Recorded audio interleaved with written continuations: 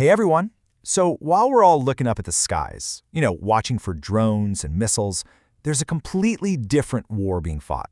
It's happening out of sight, almost invisible, and that's exactly what we're going to break down right now. Okay, so let's just jump right in with this quote, which is reportedly from a CIA insider. Just let that sink in for a second. Everything we've seen so far, that was just the warm-up, the opening act. What does that even mean? Well, it raises the obvious question, right? If that wasn't the real attack, then what is? The answer, it seems, isn't in the sky. It's hidden.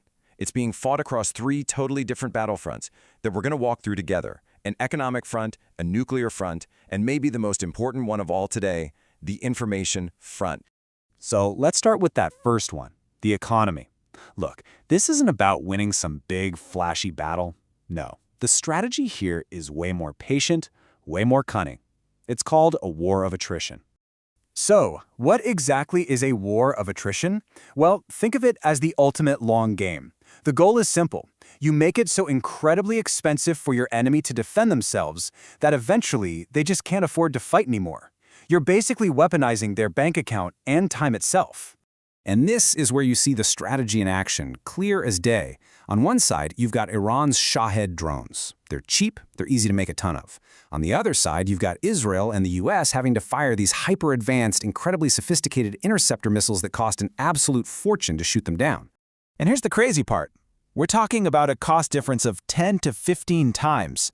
For every single cheap drone Iran sends up, its opponents have to spend a massive amount more just to take it out.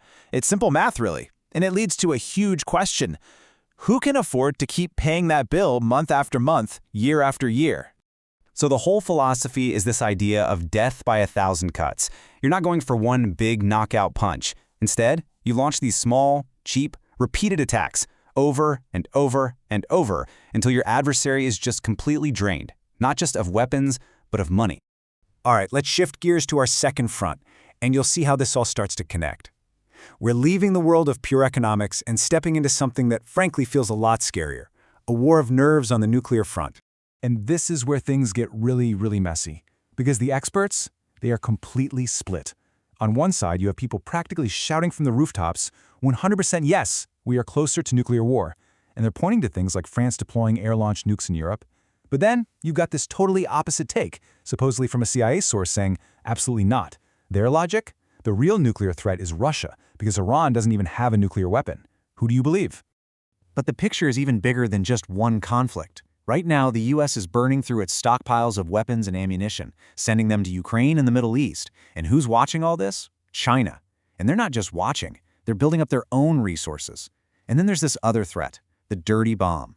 Now, just to be super clear, this is not a nuclear explosion. It's a regular bomb that's packed with radioactive material. The point isn't a mushroom cloud, it's to spread contamination and panic. It's way easier to build, and the psychological damage could be off the charts. And that idea of psychological impact brings us perfectly to our third front. This is the one that's happening right now. On your phone, on my screen, it's the war for information, the battle for hearts and minds. And you could argue it's the most important one of all. So in this new kind of war, who are the soldiers on the front line? Social media influencers. Now, why them? It's simple. They have huge audiences who trust them. And that trust, that's the most valuable currency on this battlefield. Check this out. One of our sources, an influencer, told us this story. After they made a single post about the conflict, their inbox just exploded. We're talking thousands and thousands of DMs. It was so obvious this wasn't real people just happening to message them. No, this was a massive coordinated operation designed to overwhelm them.